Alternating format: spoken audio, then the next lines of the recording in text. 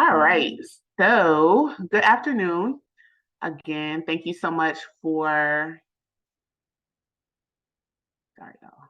Somebody coming in the waiting room. All right. Thank you all so much for joining us today for our Access to Capital and Tools for Capacity Building Workshop webinar. My name is Dr. Makeba Butler, and I am the Deputy Director of Strategic Initiatives for the Office of Contract Compliance here at Cook County Government. And it's my responsibility to ensure that vendors, the small business community,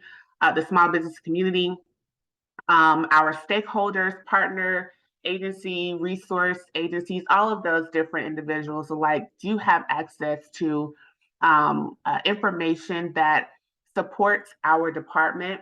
We want to make sure that our vendors have an opportunity to be educationally developed as it relates to how to best use yourself as a vendor or a prospective vendor within the Office of Contract Compliance. Our office provides certification. We are the MWBE certifier for the office, for Cook County Government. We work in tandem with the Office of Procurement. And we are not a part of the Office of Procurement, unlike the city, but we are a separate office, a separate department that works with the Office of Procurement so that you're able to have a certification in one area. Once you get awarded a contract, you're able to have a compliance officer assigned to you throughout the life of the contract. And then we also work with procurement and setting goals for those contracts. So again, welcome to this workshop webinar. I'm really excited to have my guest on today. We have Josh, and listen, so I'm just gonna let y'all know I might mess up names. I'm not even gonna try. So like I talked to Josh via email and like in person, but it's never like Josh last name, right? It's just always like first name. And so Josh, I'm going to let you introduce yourself, and then following you, I'll have Chris introduce himself, and then Denise introduce yourself as well, and then we'll go ahead and jump into this. So go ahead and tell me a little bit about your organization, who you are and what you do within the funding space, please. Absolutely. So my name is Josh Gutstein. You could remember Gutstein by saying no Gutstein. I can remember that. No Gutstein, no Glorystein. That's how you remember. And I hope you'll remember that, Makeba. But I'm the managing director of Access to Capital program here at the Women's Business Development Center. The Women's Business Development Center is one of a national organization called WeBank, and they're our business, and we're the largest chapter here in Chicagoland. And we have offices in suburbs and also in a few neighboring states. And within our organization, we're really a technical service organization, but today we're going to talk a little bit about our couple loan programs that we control. And we have programs in Access to Capital, which is my program. We have an established business group, 2 startup business groups, a innovation group, and also we reach out to partner with other organizations. So I'm really happy to be here. Thanks for inviting me, Makeba. Thank you, Josh, for being here.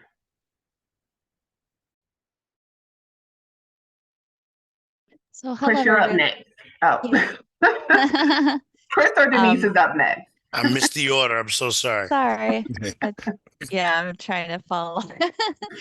My name is Denise Franta. I am a commercial relationship manager at Fifth Third Bank. So I work with business owners on their deposit needs, their treasury services. So how do you move money? How do you accept money? How do you send money? And their credit. So I typically work with a little bit larger established businesses around, maybe like the $20 million range in annual revenue, and do credit facilities of over $1 million. But I have worked in the space that y'all are in and that Josh is in. I used to be at WBDC and UIC and the Industrial Council of Near Chicago, helping people get access to capital. So I went from how do you find capital when you don't qualify with the bank, or what are other sources of capital that are not necessarily debt, to what does it really look like to underwrite a bank deal. So, and that's why I'm here. All righty. So my name is Christopher Johnson. I am a senior small business lender here at Allies for Community Business. I've had over 25 years of experience working in the business industry and in this space also. We are a nonprofit. We're considered an alternate lender. We are also a micro lender, so we max out at 100,000. We're very eager to help small business owners throughout Chicagoland, but even beyond that, our priority is to help entrepreneurs in the underserved communities. So that could be Black, Latino, women, and even low income. Our mission is to help provide capital, coaching, and connections to entrepreneurs to help them grow their business and to help them grow their community. Thank you. So we're going to dive into this because I have a lot of questions and just conversation to kind of hit on today. Hopefully, able to touch on some questions that maybe the audience may have. This is just coming from a lot of conversations that I've had with business owners in the past. But I do want to say, for housekeeping purposes, if you have a question, you're more than welcome to put your question in the chat. We'll make sure that we get to that question, or towards the last probably 15 minutes of this webinar, we're going to have open questions. So if there's a question that you would like to ask openly, I'll go ahead and allow you to take yourself off mute and you can openly ask your question that way. So it's either or, whichever way you feel most comfortable with. But just wanted to let everyone know that we will be having questions towards the end of the workshop and webinar. So now we've talked a little bit about who you all are. Thank you so much. I'm excited. I too used to work at the WBDC. When I first moved here from Florida, the WBDC was my first job, and I worked with the PTAC and with veterans. And so I'm really excited to be having this conversation with some fellow WBDC alum or current personnel. And then Chris and his organization is definitely a partner with everyone. We love Allies. So thank you all for your expertise in lending it today. So let's talk a little bit about capacity. I recognize that many times business owners may often translate their business growth or the need for their business to grow, they translate that into actually needing like some form of capital, or they need some money.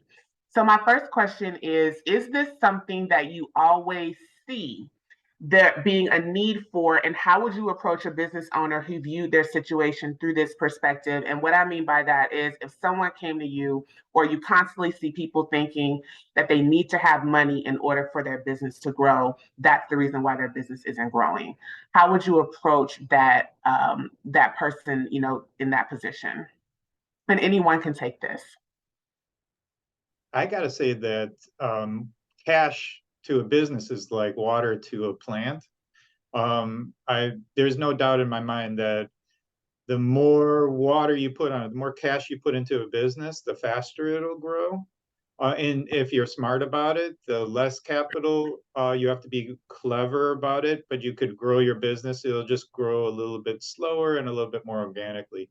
And so I'm definitely seeing, even with higher interest rates, even with banks that are pulling back a little bit on their terms, I'm definitely seeing an unending stream of businesses that are innovating and looking for capital to grow. And I would say too that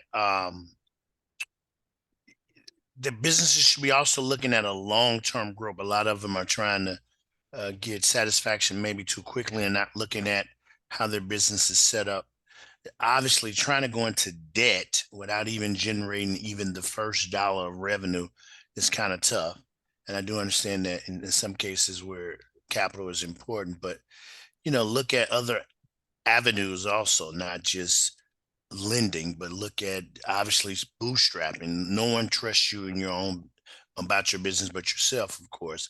There's other things out here now, crowdfunding, grants, competition. There's a lot of other ways to look at it if indeed money is an issue or capital is an issue. So just again, look for a long-term solution and not just a quick fix. So I'm glad you mentioned that, Chris, because I think that's kind of a follow-up question that I have is, first, can you kind of explain what bootstrapping is? But then also, I know in my past experience um, as someone who's worked with business owners for like the last 5 years, a lot of time, the first question that I have from them at any stage is, how can I get more money? Right. And so is there like a preliminary step, like a requisite of sorts that they need to think about? I know you mentioned bootstrapping. I know we hear a lot of times skin in the game. Lenders aren't going to lend you anything if they don't see that you have skin in the game. So, what does that look like? And then how would business owners like allow themselves to have skin in the game? What does that look like? What are some of their options? Absolutely. So bootstrapping is a very old term. I forget sometimes I use some older terms, but it really just means you're using your own funds, and maybe not just your funds, maybe friends and family who you trust. But in other words, you're trying to avoid going into debt immediately. So I know I would never necessarily, as a financial advisor, to advise someone to use their 401k. But in other words, if you can borrow from it, where that way you can repay it back, who better to borrow from is yourself. So basically, what you're going to do is find funding that's separate from capital itself or lending, and then reinvest. So in other words, don't look to try to even pay yourself right away. Take that money, that initial revenue growth, put it back into the business. It'll pay you back tenfold later. And then there's other financing that you were thinking about. There's revenue-based financing, there's vendor financing, there's invoice financing. So if you are established and you can show other ways to repay back, now there's other vehicles that people can actually go through to see if they can actually get some financing. Okay. Josh, did you have anything to add to that? Yeah, and I wanted to also, I really like what Chris is saying, and I always know I'm in the right place when I see Chris. In fact, he thinks I'm following him, but I want to say to this group, I'm not. Just happen to always be there where he is. But anyway, I like the most successful businesses are watching their not they're always paying attention to their sales and where their sales are coming from, but they're watching their expenses too. Because like I'm just building on what Chris said, is that taking on debt is taking on another what's called fixed asset. That they're fixed expense rather. There are expenses that are fixed. It doesn't matter. They are set in stone. It doesn't matter how much product you sell or how many services you do that you could bill for. You're always going to have to cover that. It's a burden you're always going to have to cover. And if you take on a debt, you are obligated to pay back that debt for the certain amount of time, the term that you have that loan. And so, like Chris says, you do consider before you bring that on, can you pay that back, and do you have the revenue to take on that burden? And that is a question that really belabors businesses of all sizes to think whether the cost of capital is a cost that they're willing to bear. And that is something that I think is really marks the better businesses that check out. They're very careful with those variable, it's called variable expenses, the expenses that go up and down depending on the services they give. But they're really careful about those fixed assets because that's the burden they're going to carry with them throughout the year. Okay. And I think it's also worth saying, even with nonprofits, I know that some conversations that I've had also, nonprofit organization owners looking for grants to be able to fund like the work that they're doing. And I think it's the same message that's being sent here. Grants are typically not given to organizations that haven't already been doing the work, right? And so they give money to organizations that have already been doing the work, have already established a presence in the community, they already have metrics that show that the impact of what they're doing is something that's worth funding, so on and so forth. So I think it's the same conversation when we look at funding from a business standpoint. Is if I hear you all correctly, it's really identifying establishing what you're selling. I think for me, the big thing is what's your scope. That's always a difficult conversation for me to have with business owners because they can tell you what they do. They definitely cannot tell you what the scope of work is. But understanding what the scope of work is and how you're going to establish a presence for yourself in there before, as Chris and Josh mentioned, taking on that liability of getting into early debt with a loan, because at the end of the day, it's a fixed expense, right? That you're going to have to pay whether you're making money or not. And if you're going into this without, having figured out how to make money in your business consistently, you may see yourself presenting a problem. But what have you seen? So I would love for I know that Denise is in a different space, but I think that she can also provide some value to this as well. What have you seen as some of the hindrances to businesses receiving capital? And then how can a business prepare and position itself to be healthy financially? So if I'm thinking about, and we'll have a question for Chris and Josh in a minute, but there are banks that business owners can work with before they get to a bank like Denise that allow them to be positioned in the space. So I would like to know, what have you seen as some hindrances to businesses receiving that capital, and then what do you suggest in terms of how they can prepare and position themselves to be healthy financially so that they can get what they need when they need it? Sure. So the first one, there's kind of two main things that these fall under. The first one would be kind of a lack of, they can go hand in hand, like a lack of enough money, like cash, to support the operations of the business, plus whatever debt would be incurred with the loan. So that's the primary thing, because pretty much almost all lenders, there are other ways to lend to businesses, but the primary one that you're going to see is someone who's going to lend off of your cash flow. So they're going to look at how much money's coming in through your sales, how much money's going out through your operations, and what's left over.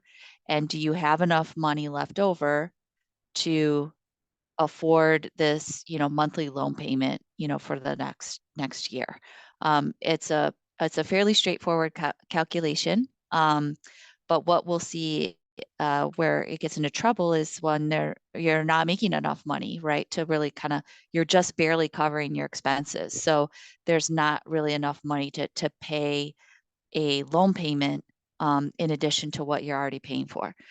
The other one would be when you go to apply for a loan and you have like your you don't have financial statements really available and ready to provide for an application to show how much you're making, and to show like how what's the mix of that, like how much is it cash, how much is it customers owing you money, how much are you owing to your bills, what's kind of the equity or the net worth of the business.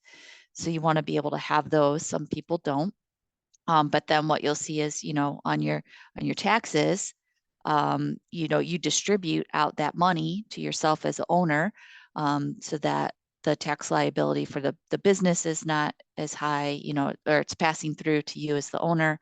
But then that shows like a loss, or it shows that the business doesn't making any income, and that can be a hindrance, because instead of keeping the money in the business to fuel the growth, you're taking it all out. And that's totally something that you can do. It's not like it's illegal or it's a bad accounting practice. It's just, it will negatively affect applying for a loan if you are taking all the money out of the business to pay yourself. And that's something that's looked at in business applications is, how much money is coming out to the owners. And it's a common thing, and you just might see like, oh, well, the bank might ask you to keep some money in the business to show that some money is being retained. So having good financials, and having the ability to demonstrate that you have enough money to pay for the loan in addition to all your expenses. And if that's an expansion, you need to show projected new revenue and new costs and what that will be, kind of based off of of your current operation and what you think the new operation will be, to show you would still be able to afford the new payment. So having the projections. So once you have all your information together, I would say the other one that really can become a hindrance is, and it kind of leads to that, if you were going to be expanding your business, is your time in business. So the other big factor that can kind of stop getting bank financing is that you haven't been operating. If you're not operating at all, like you don't have any sales, that's kind of an almost, I don't know many banks that will actually fund that type of business, because you don't have any proven track record of getting sales, of what your expenses are going to be. Because again, it's going to go back to that cash flow issue of like, do you have enough cash coming in to pay for all your expenses plus this loan payment, because the bank needs to get repaid. So not having sufficient time in business, or you've only been in business, maybe like 6 months. So the standard for bank underwriting is 2 years. To have 2 years of operating history of revenue and expenses, coming in and going out, to be able to demonstrate that, that would be the gold standard. Now, sometimes a bank will do a loan for a business less than that, with some other considerations to kind of cover the risk of it being a new business. That could be having like the SBA guarantee, or maybe some other factors. But typically you want to have enough time in business to show that you have sales, you have expenses, you kind of generally know what those are, and you're just growing an existing business. That's kind of where bank debt comes in. And then you want to be able to show that there is enough money to pay for all your expenses plus the new debt payment. So I think that's where I was coming. Thank you, Denise. That was really good. I think that's where I was coming from with the question that I asked initially, because we do have, and I just believe that there's just a gap in education, right? Because everybody wants to start a business, or everybody has a business, or everybody wants to go down the road of that. They know that they know how to do something really good, which could very well be a great moneymaker or business idea for the market, but their mind automatically goes to, I need to get money for this, as opposed to what you were just saying, being a hindrance is not being in business long enough. So figuring out how to focus, manipulate your margins, how to get your margins where they need to be, how to identify, are you focusing on one product? Are you focusing on two products? Or what does your marketing strategies look like? Like all these different things to focus on before you get to the money conversation. Because we're not saying that the money conversation is not one to be had. Clearly it's one to be had at some point. But I question and I wonder if it's where you start. Is the money conversation where you start? Yeah, it's kind of like the chicken and the egg, right? Like you need money to get started, but to get money, you have to have money. Because Right. you'll even see that with like early stage investors. I guess the thing to think about is, if you're going to get money from someone else, whether it's like like a small seed investment group, or a bank or nonprofit lender, like they all want their money back. Like they're giving you money because they're investing in your business, that the business is going to pay them back, and they're going to pay them back more than what they lent out. Like with the debt, you're paying interest plus whatever money you borrowed. With an investor, you're going to pay back a return, a multiple of the amount they gave you. So they're all going to want to see that you have something viable. Now, there's going to be different measurements of what they'll say is viable or not. But almost, it's very rare to be able to get something with absolutely nothing. And even the people who do, it's usually because they've proven in previous experience. So it's like, oh, they built this great company, they sold it and made a bunch of money, and now they're going to do something else. So it's based off of their experience and ability to do it, and it being done again. But that's very rare. It's very rare. So most cases you do have to kind of self-fund through sales, like through your own savings, through a job, and getting sales, and growing slowly and testing out the business model through those early sales to really see how to work. And then once you kind of figure out, oh, this is what kind of works, this is the sweet spot, and then you grow it from there. Okay. So now we're going to segue into Chris and Josh. So this question is for the both of you all. And I think this is a great segue into this, because what you all represent is kind of a slightly different format in the funding space, which could possibly make it a little easier for people to get the cash that they need or the business funding that they need. But it just depends. So without getting all in the weeds and all in your business, I think it would be really valuable for you all to talk a little bit about the process of applying for funding through your respective organizations, and then maybe kind of what you're looking for approval, the type of business that would benefit from being able to get money from you all, business functioning credit score, all that kind of stuff. So I'd like to spend a little bit of time on that because, like I said, I know Denise represents a more traditional model within the funding space.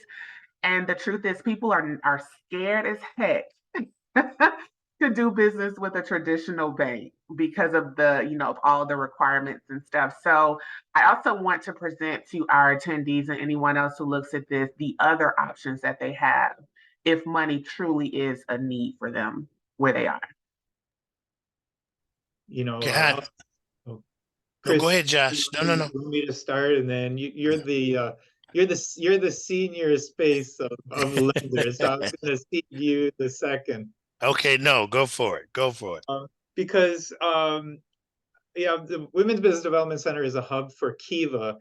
Chris had mentioned crowdfunding, and so we have a crowdfunding lending option called, we're a hub for a national organization called Kiva, Kiva. And what it is it's an interest-free loan that is up to $15,000. And the process of that is when you apply for a Kiva loan, it's all online. There are 2 million investors that are anxious they don't want interest back. They just want to have their money building businesses and have it recycled and to work into another business. So the Kiva loan is really helpful. And the process is that when you apply, the Kiva comes back to you and says, based on what you can afford, based on your assets, you'd be able to have up to $15,000 loan. Then they say there's a certain number of your friends and family that have to give at least $5. So it's not to give an amount. They have to give just $5 each. And that establishes your skin in the game. And then you have 45 days to raise the full amount of your loan up to $15,000. And so you do that you set up a very strong online landing page. You hook it up to your social media. And there are other tips that help you raise money from the crowd and get yourself in front of investors. And we've seen some great successes. And it's a really remarkable thing that I had a client recently who was crunched. She has close to $1 million in sales for her toy, and the manufacturer in China went belly up. She had a cash crunch, and she was seeing Christmas sales coming up, and that's all she needed. She needed $6,000, and she was able to raise this $6,000. It got her over the hump. And now that got her to some great opportunities now. So you'd be surprised how much that small loan can help. The other loan, the reason why I wanted to go before Chris is because maybe Chris will make you forget about my little loan, is we do have a microloan up to $50,000. And our trick is we need collateral for it, but we don't look at but we don't determine the loan from your credit. So your credit score, we'll ask you for the story if your credit score is low, but that's where we separate from the banks. And that's where we are a step to the banks. We are very heavy on technical advising. Just like I said, we have the different groups here. And so that technical advising helps you get to the point where we could build your credit with our $50,000 loan. That's called our direct lending program. And those are our two. On to you, Chris. Great. So What separates us is it's kind of what Josh mentioned is so one, we do not use the credit score at all for any evaluation. We will still use your credit, but we don't use the credit score. We're gonna look for 3 key credit criteria. In addition, we do not require collateral at all. So no collateral is required, no credit score is required. However, we are going to look at your credit. We're looking at 3 main credit criteria. The first one is on-time payments within the last 1 year. So basically, we're looking at 12 months of no lates. The second thing we're going to look at is we're looking for 25% available credit. So not outstanding, but available. So even if you're a little bit maxed, as long as you have at least 25% still available on your credit, and that's all your revolving credit combined, then we're still going to be looking at you. And then the third thing we're going to look at for is have you avoided bankruptcy and any collection items over 500 within the last 2 years. So that's 2 years of a dismissed or no bankruptcy, and then no collections items over $500.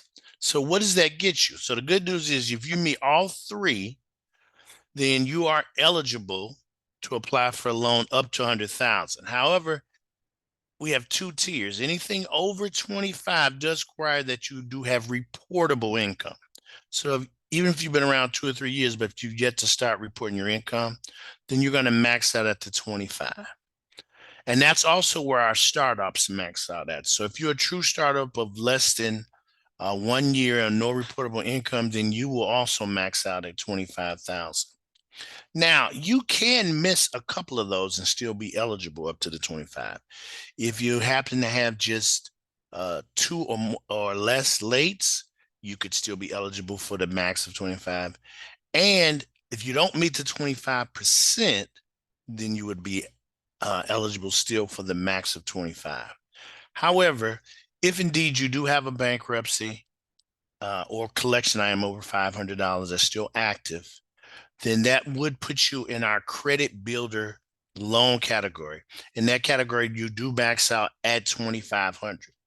However, I want to say 2 things. It's a relationship building loan, 1, and 2, if you are having some credit challenges, I can promise you it would be hard to get $2,500 anywhere. But what that loan does is it'll give you time to build with us, and then you could also gives you a year's time of trying to maybe help some of those credit items that didn't allow you to get more income. I mean, more lending. Sorry. Thank you so much. So I'm glad. I really wanted to highlight that because I wanted our attendees and anyone else that watches this to understand that there are 2 different roads that you can take if money really is a true need for your business. And as you can see, both of the organizations who represent a micro lending type format within the funding space to be able to provide that support and that assistance for you. The thing that I got from this, and I'm a former teacher, y'all. So I know you probably looked at my questions. I sent you was like, gosh, she's really, really, really. It's because I'm a former teacher. But I am also, I do want to make sure I let everyone know as they're listening to what our amazing experts are saying is that what I'm hearing is that you still have to have the ability to pay the loan, right? And you don't like, it doesn't make any sense to get a loan and have to pay for it out of your pocket when you're getting a loan for a business, right? And so what I still hear, and y'all correct me if I'm wrong, but what I still hear is that your business needs to have income that's coming in, revenue on a regular basis, so that you have the ability to pay for these amazing opportunities that are being brought your way. So now we've heard from Chris and we've heard from Josh. Denise, you represent a more traditional avenue for accessing capital. So we talked a little bit about this. So I hope I'm not being repetitive when I'm asking you this question. Just kind of pull out of it what you feel you haven't already provided. But let me admit this attendee in real quick. So for Denise, Can you talk a little bit more, if you haven't already, about your process and how traditional funding correlates with non-traditional funding? So in other words, why would a business owner opt to go with you versus going with Josh or Chris, or why would a person want to go with Josh or Chris before they go with you? Or is there a benefit to going with Josh or Chris, and then coming to you? Yeah, so usually you're gonna go to Josh or Chris because you don't qualify for bank financing, but that could be because you're new in business. It could be the loan amount is very small. So a bank is likely gonna want to have a larger application. So if you only need $5,000, that's kind of too small for a bank to underwrite. So you would be better served at a nonprofit organization. Or it could be like, like Josh was talking about with Kiva, where you can do more of like a crowdsource. You have support. You can get support from a lot of people to help you fund it. That's a great route to go because you're early in business. So I would say once you do have your business a little bit more established, at least for a year, ideally for 2 years or more, then kind of your first step is you want to go with who you're already banking with. So who do you have like your checking account with for the business? Who do you have your business credit card with? You want to start with your current bank and let them know that you want to apply for a loan. Now you need to know how much you need because it's funding a specific purpose. So don't just walk in and say, I need $50,000 for what? To grow my business. Well, how are you going to grow your business? I'm going to do, you need to have be able to talk about what that money is going to be used for. The other thing you're going to want to do is when you go to apply for a business loan is to know, like, is this something that's funding a long-term project or something that's a little bit more short-term? So a long-term project is something more than a year. So like, let's say you're going to expand into a new office or a new space for your business, and that requires maybe a little bit of money to build out the space. So some construction, and now you need like desks, and you're going to hire more people. So you're going to hire a couple more people, and you need, computers for them and whatnot. That's a loan. So you want to get a term loan, meaning you have kind of equal payments of principal and interest over a period of time, and it's paid off in 5 years or something like that. If you're looking to kind of float money, so meaning let's say you are a wholesaler, and you have one of your customers, you got to be able to supply them with, let's say you sell them like sustainable paper or something like that. You have to buy it, right, from the manufacturer. So you need that money up front to buy that. You're going to then do whatever you do to it and then ship it to, your end customer. And so that's a period of time. Maybe that takes 2 or 3 weeks. And then your customer will maybe pay you, a week later or 2 weeks later. Well, there's a period of time there, like maybe a month or 2 months, where you have to make payroll, you got to pay your employees, you got to pay your rent, you got all your other expenses, and you're waiting for that money, right, from your customer. And so that's something that's called short term, and you would want like a line of credit. So when you go to apply, you want to first start with your current bank, and you want to know, is this like a short term debt, something that I'm going to use and pay it off and use and pay it off because I'm covering like something that's where I need cash for a short period of time within a year? Or is this something that's more expansive, like it's going to help me grow and I want to have a couple of years to pay this off? And then you want to have all your documents ready, because when you go to apply for a loan, typically you're going to need to provide business tax returns. The most recent, if you file an extension, you need your extension letter. You're going to want to have your profit and loss and your balance sheet. You're going to have to complete a personal financial statement with the bank. And then that's kind of it. So you just kind of tell them, like, this is how much I need. This is what I'm going to use it for.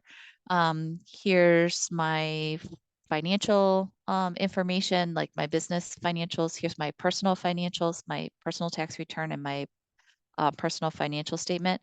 Then it typically kind of goes to like underwriting. There's different types of underwriting. It could be if it's a fairly small dollar amount, and you have good credit, it's a straightforward loan, then some banks have a more automated kind of like algorithm for calculating those. So like I know Chase, and I used to work at Chase, they can turn around kind of a simple application within 24 to 48 hours. For larger, a little bit more complex loans, it's probably going to take a couple of weeks just to get the credit approved. And then once the credit is approved, you go through like a due diligence where they just check different stuff. But you're looking at anywhere from a couple of days on a simple application to probably maybe a couple of months, especially if it's like a real estate, like you're buying a building for your business. That's going to take quite a bit of time. You have to do appraisal and all that kind of stuff. So that's usually where you want to start, is start with your bank, have your financials ready, let them know how much you're looking for. The banker will kind of take your application. It'll get evaluated from an underwriter, and then you would get a credit decision usually fairly quickly. And once you have a credit decision, there might be some additional documents you might need to provide, but you would typically have a closing. So you would have, where you sign a note, like I'm getting this business loan, here's the interest rate, here's the payback terms. And then once you kind of sign those, then you get your money. I make it sound so easy, right? It's not that easy. You do make it sound so easy. I wish it was that easy. And then you get your It's money. a lot of back and forth. But that's the truth, is that it is easy when you get to that point that it's easy. Yeah. Yeah. That it's hard to, there's no doubt it's hard to get to that point. But that's really what Chris was saying, that if you could bootstrap to get to the point where you have the capacity to borrow, believe me, Fifth Third and every other bank wants to do deals. They want to do deals, and they're going to be ready for you and embrace you, right, Denise? Yep, they do. We're in, that's our business. We want that. So does it make sense for a business owner to start with Chris or Josh, establish themselves, and then build themselves in capacity to be able to then go to Denise and say, hey, I've done really well here. I've actually, gotten money from them. I've paid it back. I've been able to grow my business. And now it puts me in a really great position to do business with Denise or others alike, wherein in the beginning I wasn't able to do that. Of Could we look at it like that? That's absolutely, that's why they're there. They're there to provide those loans, for that time where it doesn't fit with a bank. That's the whole purpose. And so you would want to actually see someone start with like Allies for Community Business or WBDC, and then graduate, or move on from there, right? Yeah, I would say the only one that sometimes comes into play is if they do get like a SBA loan, and that sometimes is through the bank, is that kind of loan is there for several years. And so what we'll see is some early stage businesses will take on they can afford it, right? Like they qualified for the debt, but now they're growing and they need more money. But now they can't get it because they already have this SBA loan on their balance sheet that they owe this money. And so they can't get more money to continue to grow. So that's the only catch with like kind of getting loans early on in your business, is if you get money to kind of get established, as you grow and you need more, already having that debt, it's going to have to get paid off. And if, it's a 5-year or 7-year loan, or there's a 3-year prepayment penalty, that you're going to be stuck for that time. And there's not a lot that you can get around it, like, because you already got all the money. Okay. So Chris, I don't know if you mentioned this or not, but I know Allies has business coaching. How does business coaching tie to the loan opportunity? Is that something that you all put in place if someone's not ready for a loan, or how would you bring the business coaching, or when would a company, an organization need business coaching? Well, first of all, that's the recommendation I would give right off the bat. In other words, I think if startups especially go to a business and coaching type of environment first, they'll realize everything that they need up front and realize that even capital can be tough. They're always surprised when they can't get it and they wonder why. That's where Mm-hmm. business coaching come in. We're going to take you through the steps and the different milestones of where your business can start, where it should be at, and then we're going to also take into fact your goals. So then once you let us know where you're trying to start, where you're going from startup to established business or emerging, then that's when we're going to work with you and figure out a game plan. And then you can make that realization that, oh, okay, this makes sense. I don't want to do this right away. I don't want to put myself in a position where I haven't even generated $1 revenue and I'm still trying to borrow $25,000. So coaching to me is extremely important because you want an expert. Everybody that I'm going to use food and beverage, everybody that can cook can start a business, right? It's like you may have the greatest apple pie on the planet Earth, but once you try to make it a business, things can, can definitely fall apart.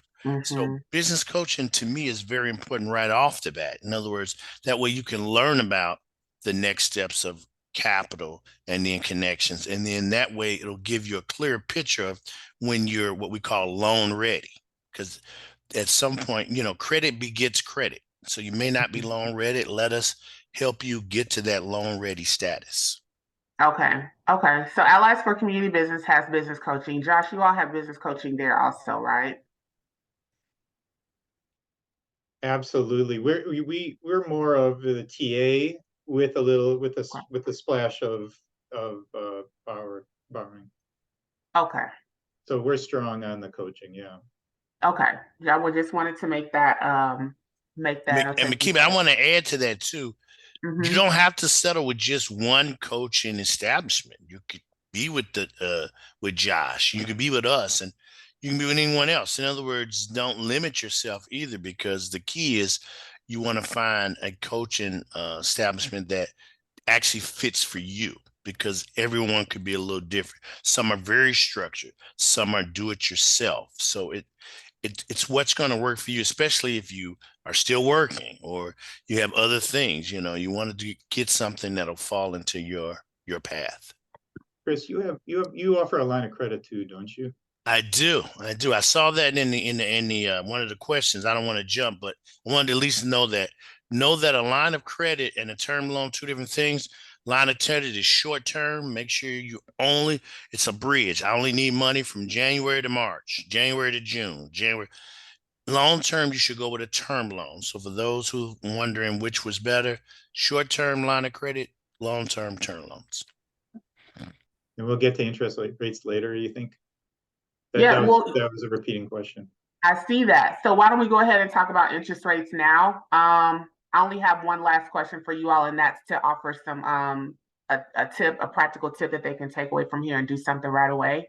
But we don't have a ton of questions. So if you want to talk about interest rates, I know that there was a question in here about what the interest rates were, Chris and Josh.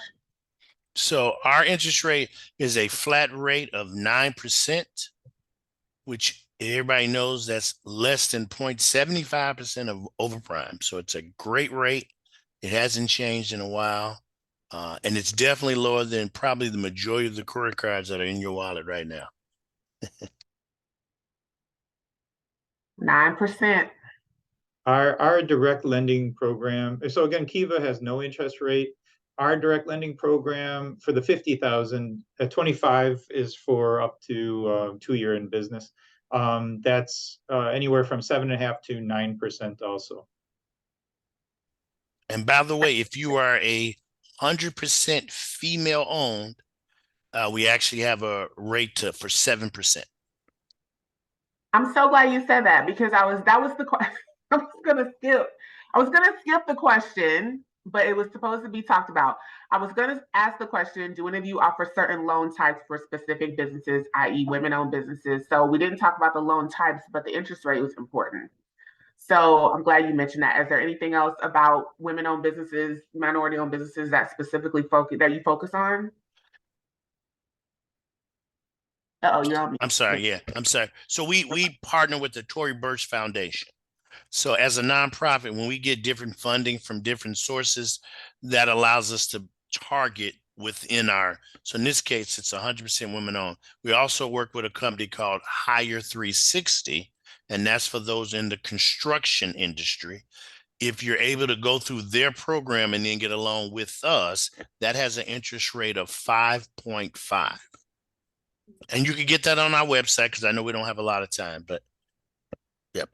Yeah, definitely. And I do believe that they were asking for you all's contact information. Would it be okay for me to include your contact information when I send out the replay and stuff like that? 'Cause of 100%. course. Okay. Absolutely. Perfect. So then the only thing I don't know if are there any other. So Anthony Washington was asking, is there anything in place for veteran and or minority owned businesses? And we already talked about everything that's kind of inclusive there, guys?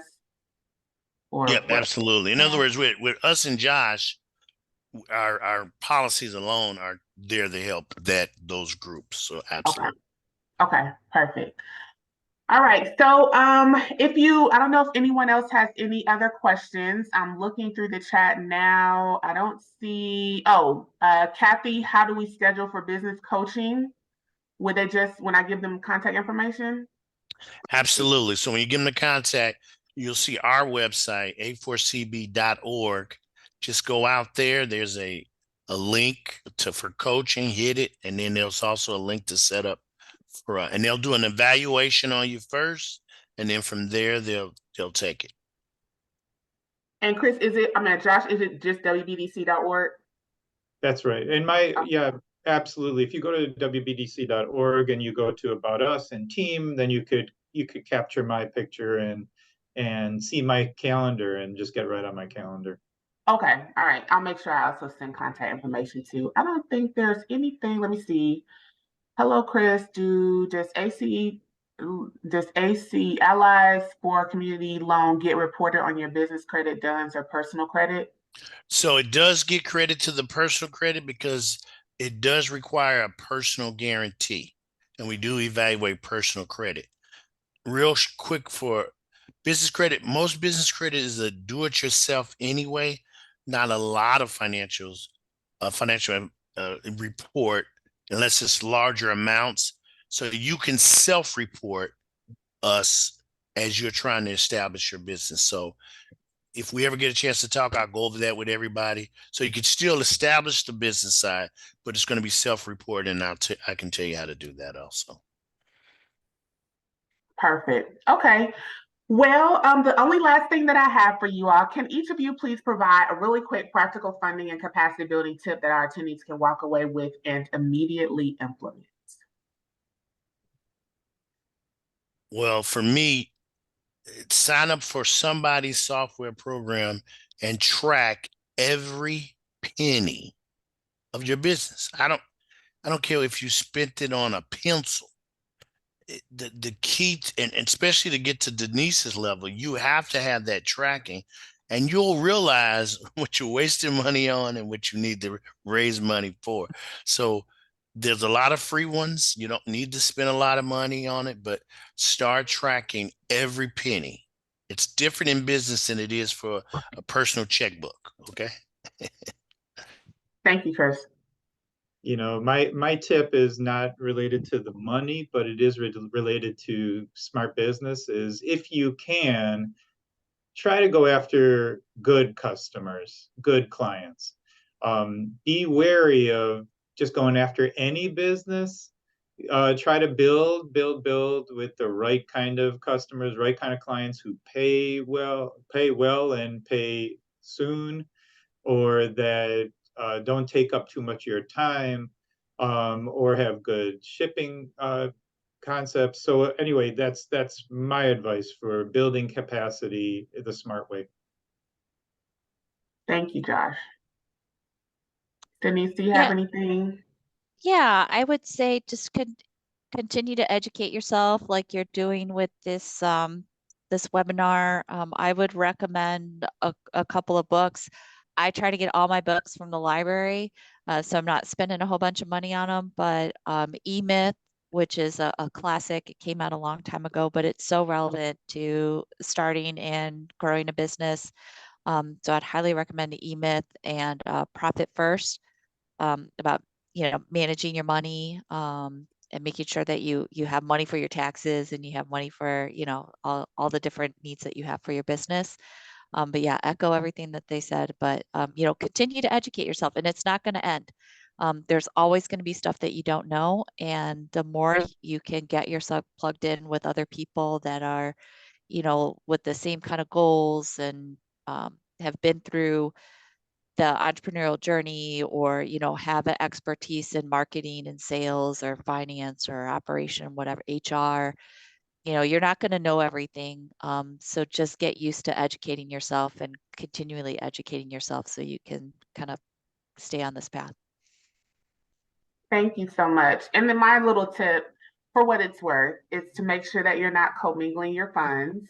You want to make sure that it's so easy to go in your wallet, you see your business card, debit card, credit card, whatever, and you're like, oh, let me just use this to get this. Just be really careful not to commingle your funds, because when it comes time to get a loan or show your financials, it's a red flag, and they're going to question, like, why do you have something on here for Victoria's Secret?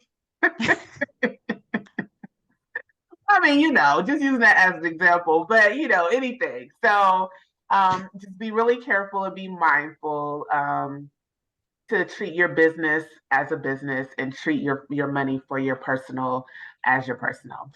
So thank you all so much for being here. This is one of the best webinars that I have held, and I hold webinars a couple times a month. So thank you all. This was really, really good. I appreciate it. I hope that it was very valuable for all of our attendees on here. We have one more webinar that is coming up for the month of November, and then we're off again until January. And that is going to be a conversation with the Chief Procurement Officer and the Director of the Office of Contract Compliance. We're going to be talking about upcoming goals that we have for contracts. You can ask them anything that you want to ask them. It's kind of like a fireside chat, if you will, with the two main leaders in the procurement space within the Office of, within Cook County government. That's going to be on November 27th.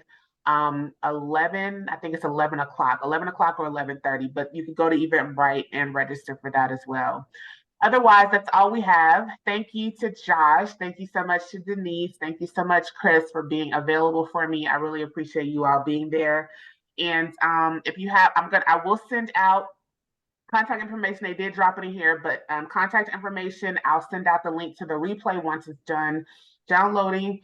And then I will also send out the chat, the information in the chat for you. So I'll send that out no later than tomorrow morning, depending on how late it downloads. So please be looking for that as well. Thank you guys. You all have a wonderful rest of your day. Thank you, Makeba. You're welcome. Bye-bye. Bye-bye.